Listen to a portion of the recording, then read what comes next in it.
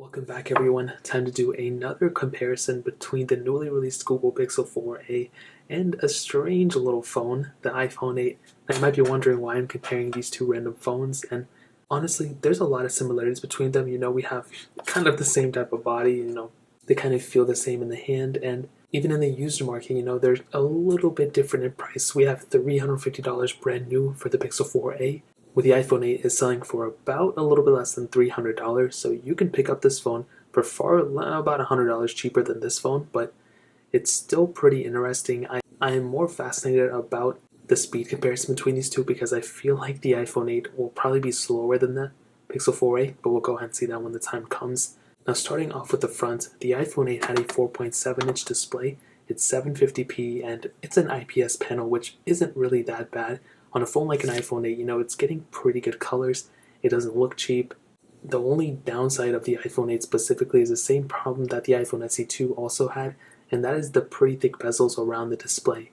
The top and bottom both, the earpiece up top, the home button at the bottom, kind of that older design. Not a lot of phones besides the SE2 are looking like this, so you might not like it. That is something you're going to have to ask yourself, but if you're okay with it, then obviously you do have the capability on the iPhone 8. So kind of keep that in mind. It is what it is, but that's the type of body style you're getting on this phone versus something like the Pixel 4a, in which you're getting that 5.81-inch OLED display, and it definitely looks far better than the iPhone 8's panel. I mean, when you look at them side by side, even from this angle, you can tell that the iPhone 8 definitely looks a little bit outdated. The Pixel 4a also has very little bezel around the whole entire display, but the best thing about it is that camera hole. You have that whole punch display in the top left corner. With the iPhone 8, I mean, we have the bezels, but this came out in 2017. It's totally okay. I'm acting like this thing just came out. But the weird thing is, like I said before, the body style is the same exact way from this phone to the SE2. And that 4A also has, pretty good display, angle. So if I'm looking at it here, it still looks pretty good. The iPhone 8 also has really good angles too, and there's a way less reflection coming from this panel than this panel. So if I put them like this, you can kind of see that ultimately you're getting more reflection from the Pixel 4a's display.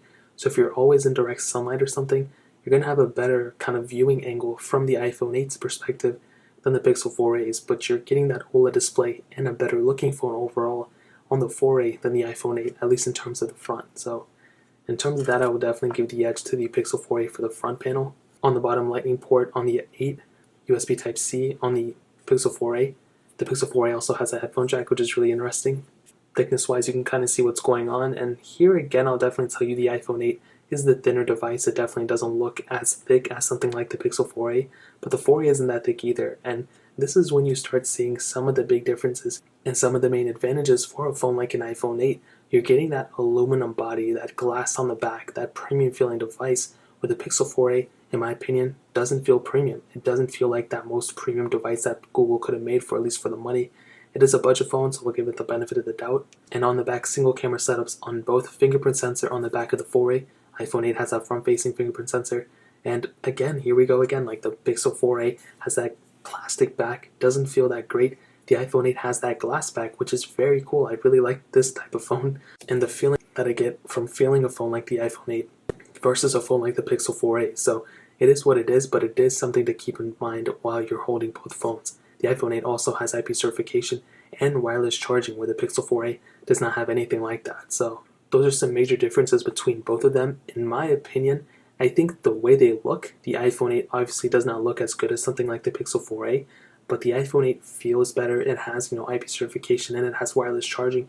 Those are some major advantages for a phone like an iPhone 8. Even though it came out in 2017, it still has some really good advantages over a phone like a Pixel 4a, even in this category. So in terms of that, that really pretty much covers it.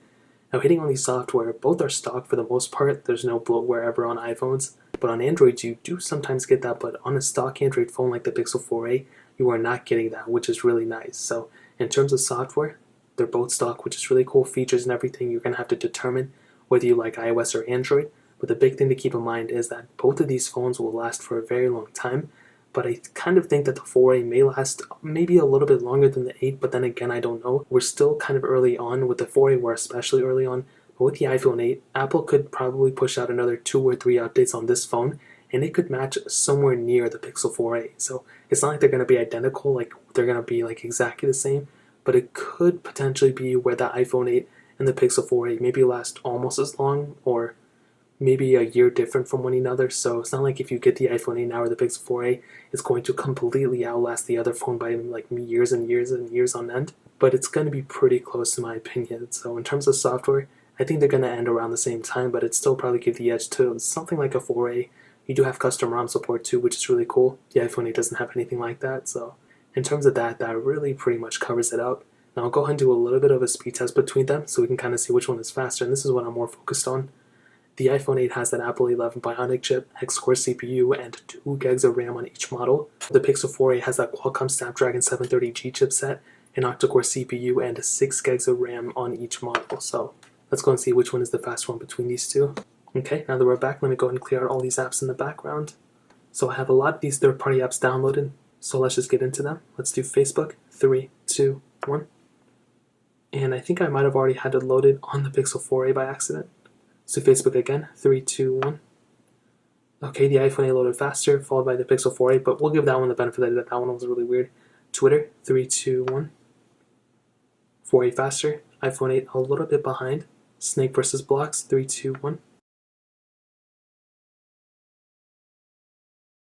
And Pixel 4a was faster, followed by the iPhone 8. Getting into some gameplay. Let's see if there's a difference. And they're probably, actually the iPhone 8 seems to be stuttering just a little bit in the beginning with that. I don't know if you guys were able to see it. I don't know what just happened here. Do Netflix. 3, 2, 1. Pixel 4a faster. iPhone 8 a little bit behind it. Quizlet. 3, 2, 1. Pixel 4a faster, followed by the iPhone 8. Let's do Temple Run, the original one. 3, 2, 1. We might have to restart this one. This game is always weird. And yeah, we will have to restart it because this one was in a game.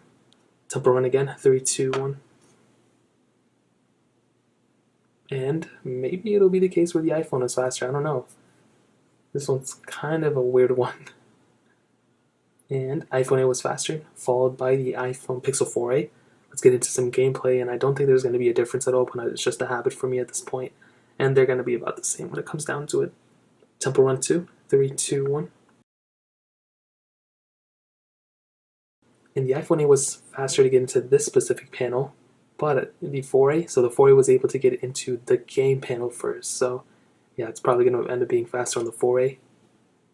And as you can see, this one was faster. Eventually we do get into it on the iPhone 8. And there are some noticeable differences for sure. So far, it seems like the Pixel 4a is the faster one every single time. Now I do have like 2 more apps that I can load up.